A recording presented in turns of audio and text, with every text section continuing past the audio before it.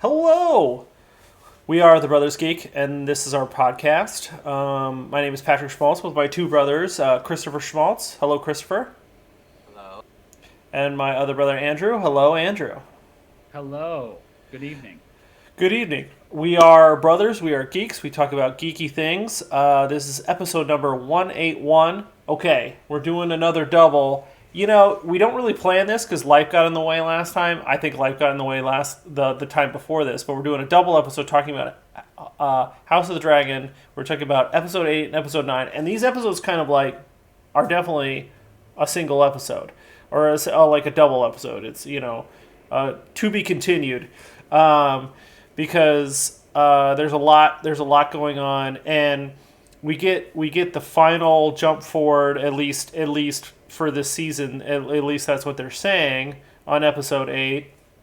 So spoilers for episode 8 and 9. I should say that before we continue, just in case anybody watches this is curious. We are spoiling 8 and 9 of season 1.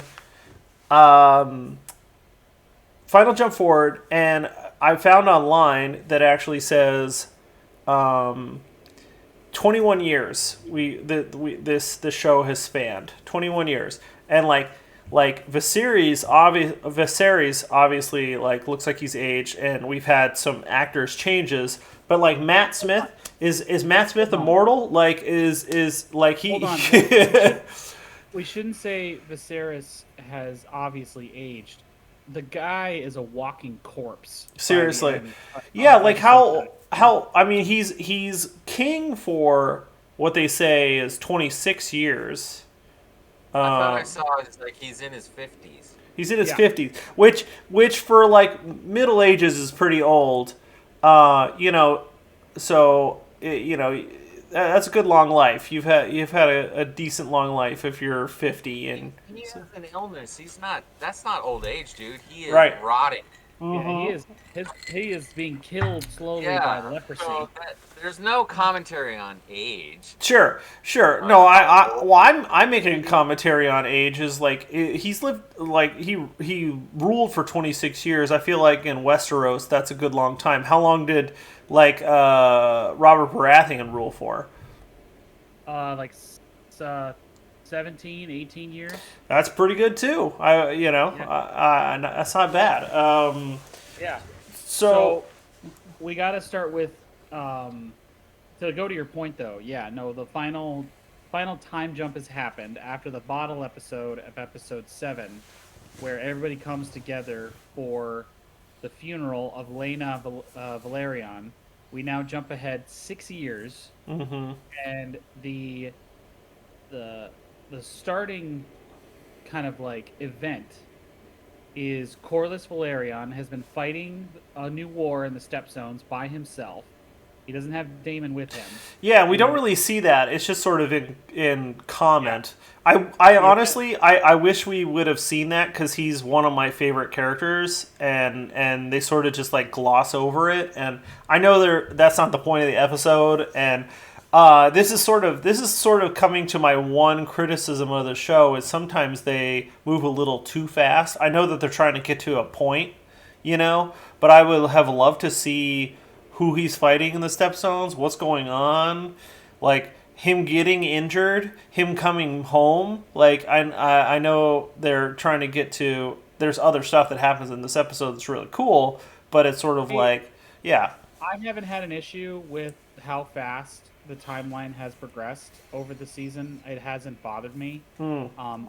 I've enjoyed how they've appropriately aged the actors who are playing young Alicent and young Rhaenyra, and now into the adults, and also their children and how they've aged them up.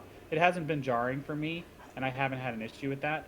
And I didn't have an issue with Corlys and his injury, happening off screen. That's just an event that leads to the bigger drama, which is Corlys's brother Vaemond he doesn't care. He's going to contest the lineage of who Corlys wanted to inherit Driftmark. In his mind, they're bastards. They're the children of of Harless Strong. They should not inherit So Valerion because they so have no Valerion blood. right, no, like this guy's sort of painted as the villain because we're sort of like we're sort of like team Rhaenyra, and but like the dude is not wrong. like He's not wrong. he's completely Totally. yeah. In the terms of traditions of Westeros, he is absolutely in the right. Yeah, he is But absolutely in the right. He's not making shit up. He's full on. Yeah, he has every right to claim this. Um, so that's like the big crutch of the episode. But there's a few little touches of things that lead to like hints of stuff. I mean, we've sort of seen the the depravity of Aegon in when he's young. He's like masturbating in the window and he gets caught by his mother. And then in this episode, they gloss over it because there's so much other stuff that's happening. But he rapes one of his handmaidens, and then the mother gives her like poison so she dies. Like sort of just like hold okay, on.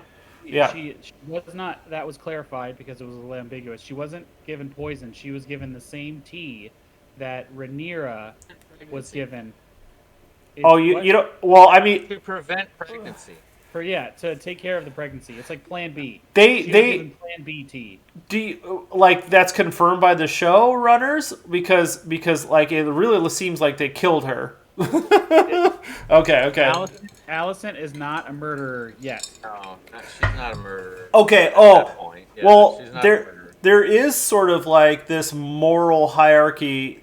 There's an art nod to in this episode. We start to see a lot more symbols of the seven, the star around her neck. We see it in the windows. We see a lot more discussion about the maiden and the crone. They're just like they're before up until now they haven't really said this. It seems like the Targaryens are not very religious family, and then now Alicent being sort of in charge as Viserys slowly rots. She's sort of shifted into this moral high ground stance, and you start to see touches of that. It's guilt. Yeah, Yes. yeah, It's guilt, and it's whatever. Yeah, some measure of comfort and control. That's all that is. right. Well, and it's an established power structure in Westeros that she understands. She embraces the faith of the Seven because the High Towers are very closely aligned with the faith of the Seven and their power structure, and the High Septon. He has, right now the faith of the Seven is based in Old Town. It's the oldest, it's obviously the oldest religion, and well, besides the faith of the first men and the children of the forest and the old gods.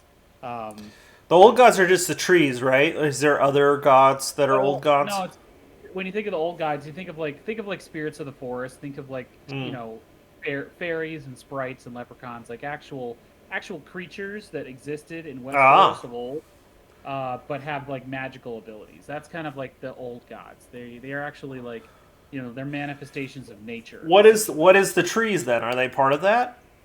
Yeah, they're part of that. But it's like the shrine to the old gods. Because the trees aren't really like the god, right? They're just sort of like the red trees or.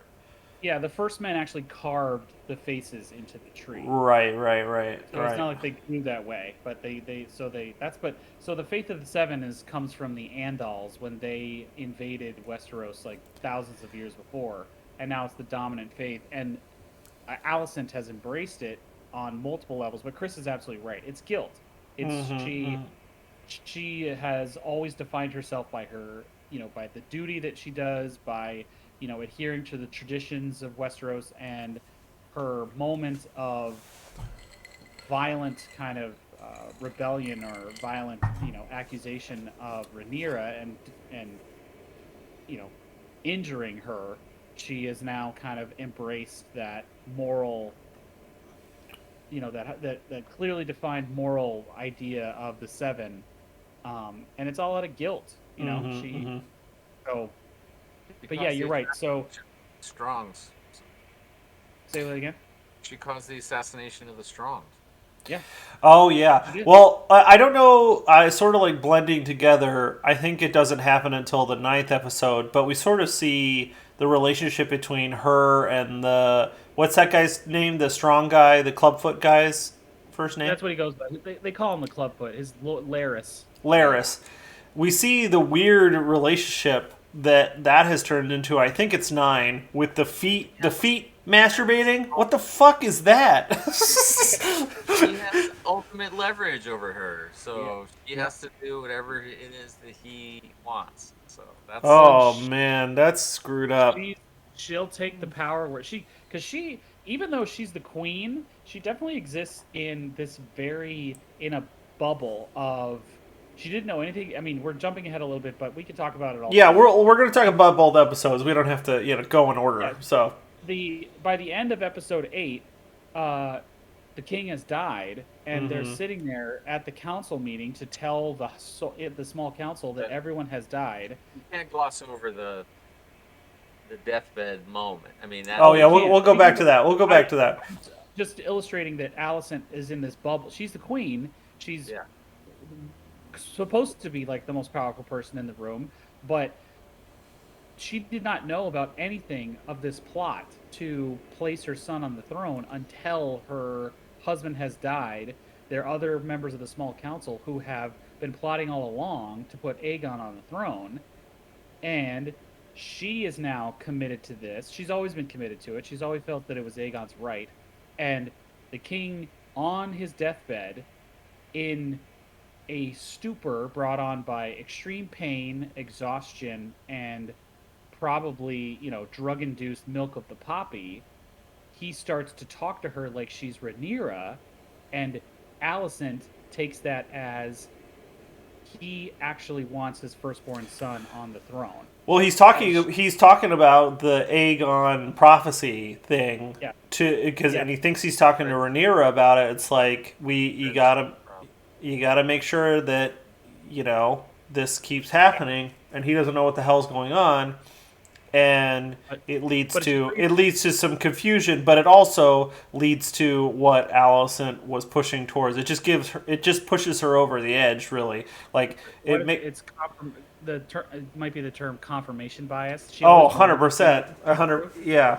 She heard what she wanted to hear. Yes. Viserys on his deathbed. You asked the question: is all that in the book, or is that a show made up detail from the show? Well, the Song of Ice and Fire, Aegon's prophecy, doesn't exist in the book. While him changing his mind at the end. No. Okay. Or like what they perceive as changing his mind. You guys still there? No. Yeah. No, it doesn't exist in the text. Okay. I before we get too far ahead, I would like to say one of the most amazing scenes in this show is like they're arguing. The Hand of the King is standing. He's standing in front of the Iron Throne because the king can't be there, and the whole argument between who's going to take over for Driftmark, and then Viserys actually walks in, exhausted, falling apart, and he settles it, and then Matt Smith smokes. Daemon smokes Vaemond like literally, like to cut that cleanly through a skull is like, man, that knife has got that's a sharp sword. But Valyrian steel, baby. Yeah, so that's one of the greatest scenes. And then there's the scene of them having dinner all together, and him like he almost does it too. He's like trying to convince his family to like come back together. We're family, sit down and eat, let's talk about this. They all sort of hate each other. The two mothers poisoning their children's ears and hating each other. And then there's this moment when things are working and the king gets taken away where the little kid laughs about the pig being set in front of Aemond, and this throwback to them dressing up a pig to give to him as his dragon, and he's chuckling to himself as this charming memory, and like Aemond is like he's such a prideful little shit. Like those two kids are like screwed up. We've definitely like Aegon and Aemond are screwed up, and like Helena is like a basket case. So it's like where is she at? So we're definitely like painting the. Oh, go ahead. Sorry. I want to focus on, because you bring up two very important moments in terms of plot, but also two extremely important moments in terms of how it's really, this is all just a story about family. Yeah. Their love for each other or lack thereof, because when Viserys crosses the throne room and he's laboring and laboring and laboring to get there, and he's in immense pain. He has a moment where his crown slips off his head and hits the ground. Yeah. And you have this wonderful character moment that further supports the idea that Daemon, for all, he loves his brother. He helps his brother onto the Iron Throne, and he puts the crown back on his brother's head. Yeah. Like, from the beginning, we know, if we know anything about Daemon, we know he loves his brother, and he always wanted to support his brother. And he does it in that moment on the last day. It turns out he's going to be king. And I love that moment for 100%. What's that? I said 100%. That's yeah. And then later on, at the dinner scene where the whole family's together, and Viserys makes his plea, and you're absolutely right. For some brief shining moments, Yeah, you see it happening. You see, yeah. People almost kind of put their things away. Yeah. They almost do it. The kids kind of like relax, and Yeah. Jacaerys is dancing with Helena. He's trying to like rub Aegon's face in it, but at the same time, they're having fun and they're laughing and they're family and it's okay. It's gonna be okay, Yeah, and then even before this like scene sums up, like he says, "Oh, I should take my kids home." Rhaenyra says, "I should take my kids home, but I'm gonna come back on Dragonback," and Alicent says, "Good." It almost Yes. comes together. Yes, Almost. she wants to come back to be with her father before he dies, because like she knows it's not going to be long, So, Chris, did you get those did you have that same reaction of like it almost happened? They're almost like put it to bed for that dinner scene. Yeah, I mean it's really effective sort of storytelling, because both things reinforce the frailty of the humanity of all these people, because they're clinging to and searching for that connection, and they want that. We all want that. So it speaks to all of that, even in the face of all of the animosity and the bitterness and everything else. They are hungry for sort of that. Let's just abandon all of this sort of bitterness, and again, that's a sign of sort of that core humanity that's in them, not necessarily a weakness, but the core humanity. But it also is a great scene because it juxtaposes the other aspect of human beings, which is they're so weak and so like people, if you're not sort of comfortable in yourself, and you're not comfortable in your place in the world, and you're not comfortable with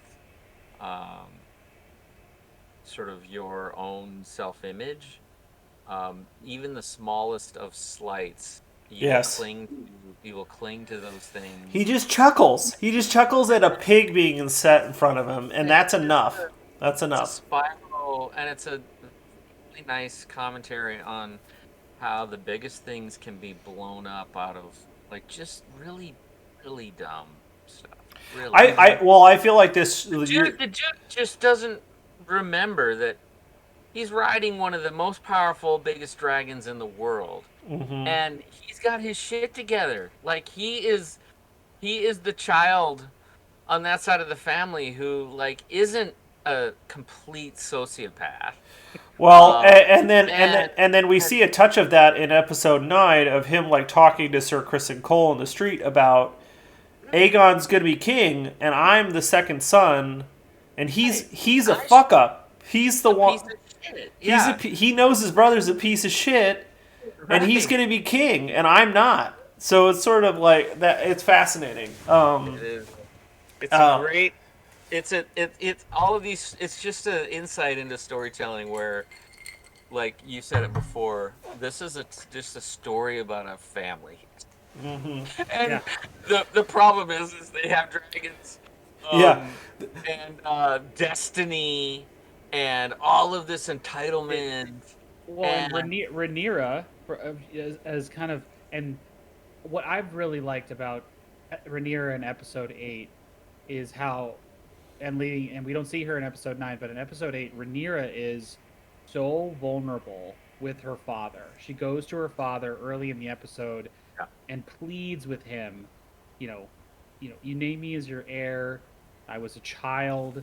It's so, you burdened me with this responsibility, and now your death is imminent. I'm being challenged. I've done what you kind of told me to do. I've tried to, cement myself in a powerful position to inherit, and it's still being challenged. You please come and defend me. And he eventually does, but she's so vulnerable, and because it's this very human thing to, she's literally been given the weight of the world on her shoulders. A Song of Ice and Fire, if it's true, she is part of something that is supposed to save the world. And now it's her responsibility to make sure that happens.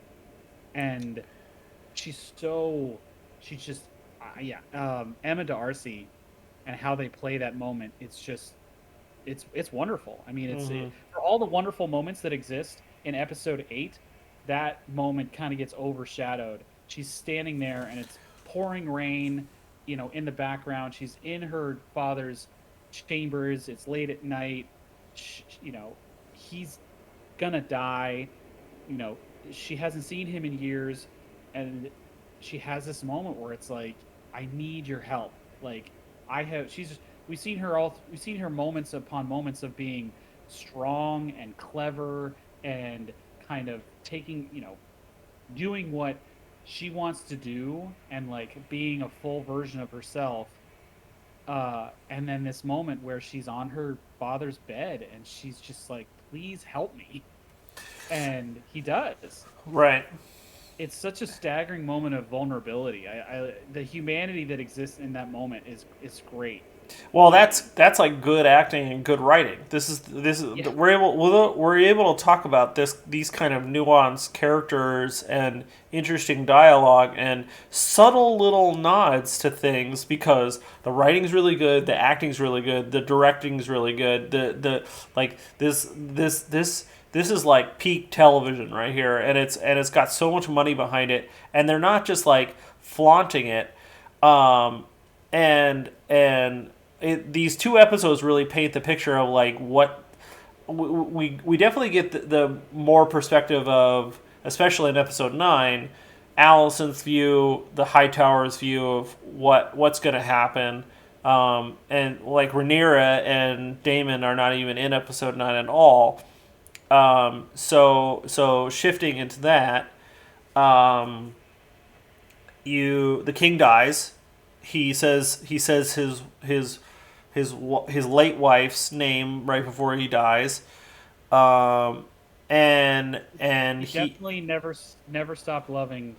Right. He never stopped loving her. Interesting. Alicent isn't a terrible person, and I feel like she kind of loved him too. She's very like beat up about it, but her and Otto both shift into how do we cover our asses mode. He goes towards like they both send out their crews to find the king out in the streets wherever he is. So that's like your main plot is sort of like these two guys, who's going to get to him first. But then there is this other thing where he's making the court lords, bend the knee, saying Aegon's going to be king, not Rhaenyra. So like, who's going to stand up for this? And the guys who say I'm not an oath breaker. Those dudes are dead. Like you basically, you say no, I'm not gonna bend to the knee just because you're telling me so. I already like swore my oath. Like that those guys are smoked. But it's sort of we see it from the jump. Otto has always planned this. He was yes. I mean, he's like, Aegon's the king, and if you don't agree with us, we're putting him on the throne, and you're dead. Right. Like, Rhaenyra cannot be queen. It's not even a question for him. Like, this has always been his plan. Mm-hmm. And Alicent has her own point of view about it because of how she interprets Viserys and what he says upon his deathbed. But this has always been Otto Hightower's endgame. He's been plotting it for years. What is Otto wanting to get to Aegon first? Well, like, that's the only thing that's really not clear to me is like, what is he gonna do? Pure influence. Influence. Like he doesn't have like anything malicious that he's doing. Yeah. Aegon is an idiot. Okay. Aegon is an idiot and weak-minded, and so whoever has the influence over him is effectively the ruler. Mm-hmm. And Otto understands that, and Alicent also understands that. It dawns on her that this is exactly what's happening, and so that's it. It's pure power, man. If you have the ear of the person who is so weak and dumb, then they will do all the things and they will follow your instructions, even though you're the king. So, because you don't know any better. I keep thinking of the quote by I'm blanking on his name. He was the eunuch. He was the bald guy in Game of Thrones. Varys. That he says to Jon Snow. He says, "A Targaryen is born, and the gods flip a coin." And I think about that a lot through this show. It's just like they are like Aegon is he going to be crazy and just want to murder him? Is he Joffrey? Because he could. Because like, think about being like made king and you're crazy and you're a piece of shit and you're okay watching kids fight each other in a pit, and you have a nuclear weapon like that. Like you could do whatever you want and you're king. And I mean, we're jumping ahead a little bit, but you see it in that moment in the dragon pit. Like, he does not want anything with being king, but the moment he gets some adoration from that crowd, he embraces that. He's like, they love me. See it in his eyes. He's like, he's gonna be a murderous psychopath. Yes. I mean, and it might lead him into a situation where, I mean, yes, he indulges his worst impulses. He has bastards. He's not going to have any constraints. Exactly. Mm-hmm. The only constraint that he might have is wanting to win the love of the crowd. So whether or not that turns into he tries to hide, he still indulges his worst appetites, but tries to hide them because, whether or not he kind of realizes that, I do all these terrible things. I don't want to disgust people. Well, I'll hide it. He knows that that's totally doable because all the stuff that he's been doing is like, so a certain sort of set of people know about it, but it's not like the crowd thinks he's bad because some of them might know. He knows that it's not gonna.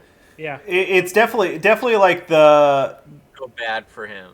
The Homelander effect. I know you haven't watched The Boys, Andrew, but like the guy with ultimate power, who like the only thing he really desires is the adoration of to be loved by the crowd. That's his only limitation from stopping him just openly murdering people is is like being king and being loved.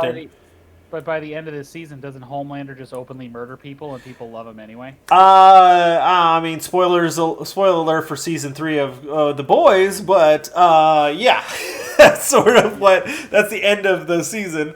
But it's so we need to, before we kind of like get to the end of episode 9, we got to talk about Rhaenys and the fact that she is in the Red Keep and Allison is keeping her prisoner. And that storyline is fascinating. Like, she was there just to visit, right? She was there as part of the battle to contesting Driftmark. Right. Everybody has left. Yeah, she's still there. Yeah. And Allison approaches. They lock her up. They lock her up first. Complaint. Yeah. No, they lock her up, and she's locked up in like not knowing what the hell's going on for most of the day, so she can't get out and do anything, run away or whatever. They can't just kill her. She's a freaking Targaryen, and then that conversation. Another great dude. This show was like made up of great scenes, and that conversation between them is like fascinating because it's like she's not like just saying join me, Luke, together we'll rule the world. It's sort of just like you should have been queen, I'm doing my best here, like you're sort of like flip-floppy and you're not like Team Rhaenyra, so like you might as well join me because I'm right, like this is not like just stay here. But, like, she just didn't like being locked up. And she almost, spoiler alert for the end of the episode, jumping ahead, is she almost smokes them. She's standing there with a dragon and could just obliterate the whole thing and stop all this and chooses not to. So, there's some fascinating things going on, and I don't know necessarily that she's like Team Rhaenyra yet. Well, but that's the most interesting part about Rhaenys is she has that inherent bitterness of she has the confidence in herself that she would have been a better ruler than Viserys. Mm-hmm. She was passed over. She feels that she had a stronger claim than him. She would have been better at the job than him, but she was passed over because of the patriarchy. Yeah. And Rhaenys sees Alicent. She says it to her directly. It's like, you only exist to prop up the men around you. Like, you are a tool of the patriarchy, and you don't even realize it. Like, you're Alicent is, or Alicent is. She says to her directly, "It's like all you want is a window in your prison. Like you don't want to break free of anything." Right. So she has no respect for Alicent that way. It's a great insight because she knows more. Alicent is thinking like she's doing all of these things, but in that scene where she realizes that all this plotting has been going on around her. She really doesn't know what the hell is going on. She, she has been manipulated by her father. Mm-hmm. And the lords were preparing to overthrow Rhaenyra, do this anyways. Like, right. Like they were getting ready, like by and they seize upon the Lannister. This convenient misunderstanding, deathbed misunderstanding. That is the cake. That is the cake. The frosting on the cake of their conspiracy.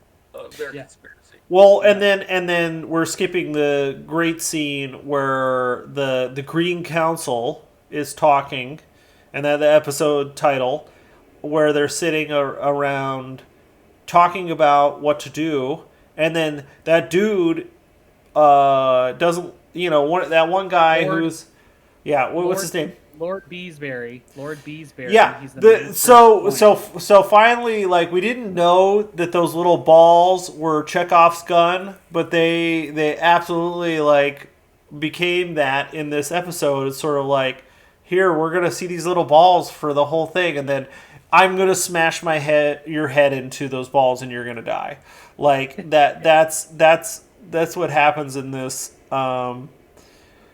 and the whole discussion of Lord Commander like taking off his white cloak, and like they want him to go assassinate Rhaenyra. He doesn't want to do it. It's like where there's no king here. Like really interesting. Like you start to see like everything's been setting up and then it shifts apart. And like freaking Kristen Cole, man, what has happened to him? He's gone bonkers, bro. Like he's just he's fully kind of Alicent, he loves her. He clearly sees her as this paragon of virtue, and he wants to support her, and he feels wronged by Rhaenyra. He's brokenhearted still to this day, it seems like. Rhaenyra broke his heart and rejected him.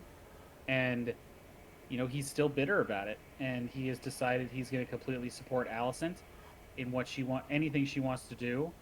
Be her sworn shield. And I don't think he intended to murder Lord Beesbury, but he definitely does. Yeah. Yet another murder that he commits where he doesn't have any ramifications. Yes. He doesn't face any consequences. When you have an attack dog who, right. if the attack dog sometimes, bites the wrong person, so what? He's still my attack dog, and he's still totally loyal to me. I mean, this show loves to like tease at things and then never show it. But I really wanted to see Kristen Cole and the Lord Commander like have a little sword fight, see who would win. We may still, dude. We may still. But like, I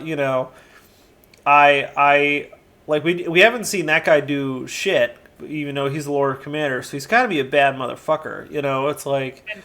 There's this chatter going on Twitter. The actor who plays the Lord Commander, Harold Westerling. Yeah. He's a star. Like he was a lead. He plays big roles in Outlander. He's been in a bunch of shit. He is a solid actor. He's not a background player. Mm-hmm. He would have signed on to this show to have a big role, and Harold Westerling will absolutely play him if they could, stay truer to the text. He will absolutely have a big role going forward. So yeah, no spoilers, but sort of like I'm curious at how much what we're gonna see next episode. Are we gonna full on see dragon fights? Is it gonna start? Are we gonna start going at it? Like what's the next? What's the next thing? Start piling up, dude. The bodies start piling up. Oh, seriously. I had something else to say too, and I forgot it. Oh, did you like? I didn't know this, and I had to watch a thing on YouTube that talked about like the details. Screen Crush, by the way, watch it.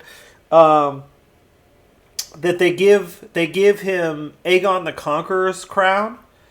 Yeah. And he holds up Blackfire, which was Aegon's sword, and they didn't give him Viserys' crown, which I think is fascinating. And they're really trying to lean into like this is Aegon reborn. Don't screw around because you're gonna get smoked if you challenge this little bit of. But obviously some shit's gonna go down. So we'll see what the people think of this. But sort of like this was like their first flex, sort of like here's Aegon's crown. He's got Aegon's sword, so let's go. It's all narrative. It's all narrative to prop up his legitimacy. Yeah, exactly. That leads us directly. I mean, they have this moment in the Dragon Pit. They herd people from King's Landing into the Dragon Pit to witness, him being crowned.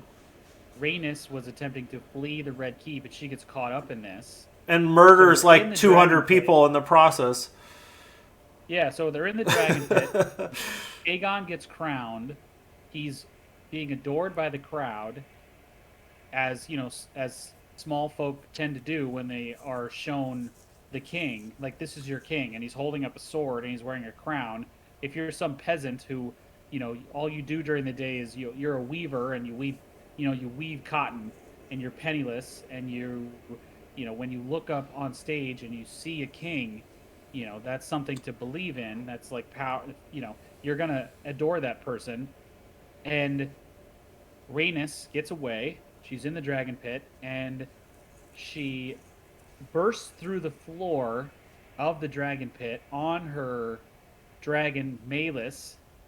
Melees, yeah. I love the design of Melees. We've talked all season about Yeah, they're how all a little different, right? all the dragon designs are so cool. I love the Melees design and how that dragon looks. And it's that dragon's fucking scary looking. Like, Yeah. that is a scary looking dragon. And Rhaenys is on Melees' back, ready, and she is in a position where she can just smoke the entire, all of the greens at once. And I'm curious what you guys think of why she doesn't. Christopher, do you have you thought about that as to why she doesn't just kill everyone in that moment? Yep. I have thought about it, and I think the only thing that holds her back is some hope that her family and its hold on power won't, they'll manage to figure it out. Mm-hmm. Like reason and better angels will prevail. That's the only thing, because the alternative is if she kills everybody in that moment, it's all like it all blows up. Yeah. It all blows up. So Yeah. I think that's her calculus in that moment, is like, okay, there's got to be a way for us to resolve this that preserves her family. Well, and just a simpler answer for me is I don't think she's a mass murderer. She's not a person that wants to murder 20 people to solve the problem. Like, it's like that there are Targaryens who aren't insane, It's not That's murder, but it wouldn't be murder, dude. It's not murder. It's defending the realm. yeah, I guess so. But like it's still like you're enabling like the killing Yes, of people- like your nephews, and your niece and 20 other people that don't give a shit after she kills 200 civilians. So yeah, I mean that undermines your point, dude. Is because she launches the dragon up through the floor and kills a bunch of yes, um peasants, of people. plebs, yeah, the plebs. Peasants' lives don't matter. Yeah. The only thing that causes her to pause is family. Right. Yeah. Maybe you're more right than me. I mean, I guess sort of like bursting out to escape and the people getting killed in the like in that is less serious than, hey, I'm looking right at you, say the word, you're dead. Now I actually did that. But anyways, I see what you're saying, Christopher. No, I see what you're saying too, and I think that I agree. I think in both ways there's validity to both those ideas, and there's also the reality that she understands the power that she wields. Like her dragon's a weapon of mass destruction. Maybe she only wants to kill Alicent in that moment. Maybe she only wants to kill Aegon and Otto. But in the same breath, she would have to kill Aemon. She would have to kill Helena. She would have to, kill these other members of her family who the Kingsguard. See, that's the thing. Yeah. She knows who's behind it. She was all she wants to do is kill Otto. Yeah. Right. Yeah. I mean, that's honestly what's going on there. Yeah. He's not family. Yeah. And if it was just him standing there, that dude is smoked instantly. Mm-hmm. But it's not. And Yeah. so she has to do that calculus because she's smarter than most everyone in the room, and she understands that Otto's pulling the strings. Yeah. Well, what a queen she would have been. She would have been quite the ruler. Absolutely. If she'd been on the throne.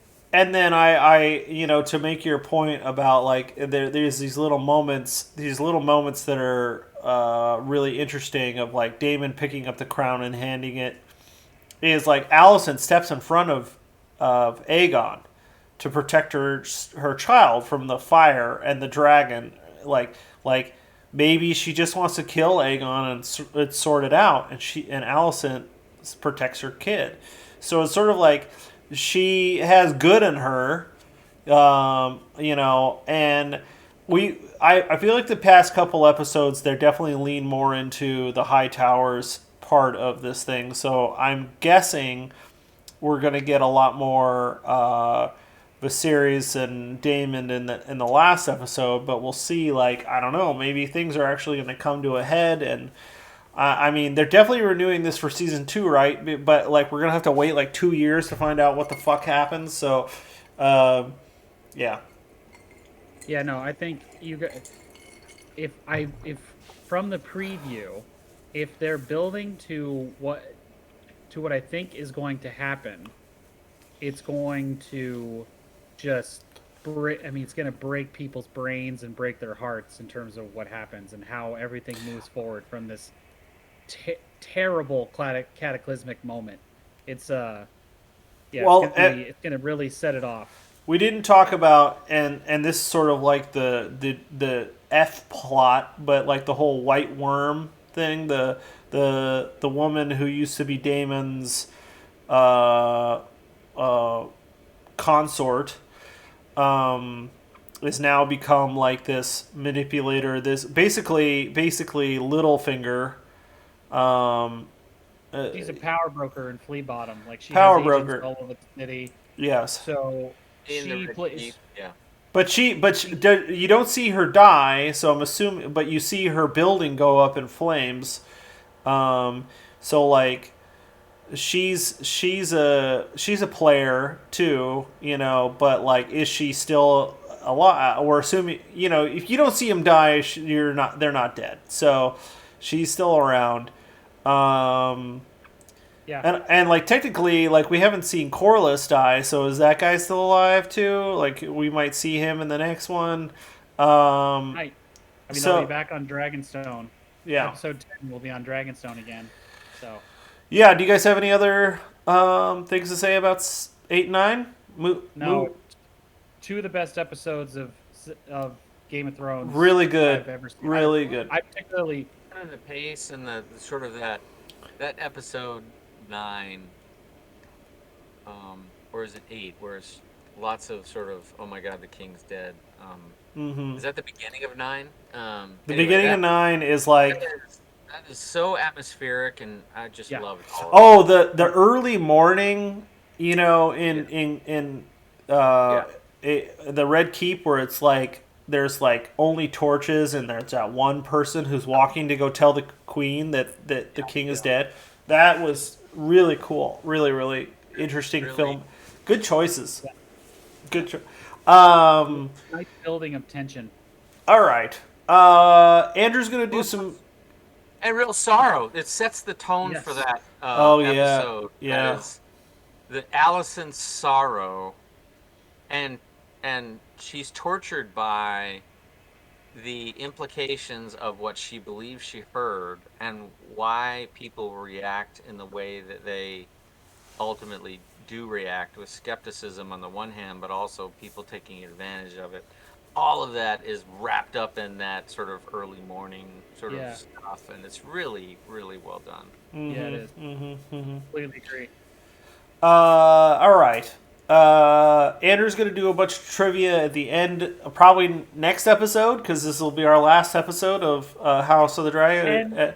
There will be 10 questions going over the whole season. Oh my god. So if you'd like to help him with his trivia, you should email him at kingofthenorth52@gmail.com. Email the podcast, brothersgeekpodcast@gmail.com. Follow us on Twitter, brothers_geek at twitter.com. Brothers Geek Schmaltz on YouTube. Come see our faces. Brothers Geek do stuff on Instagram. We have all the things. Well, thanks for listening / watching. We'll see you next time. Fire and Blood.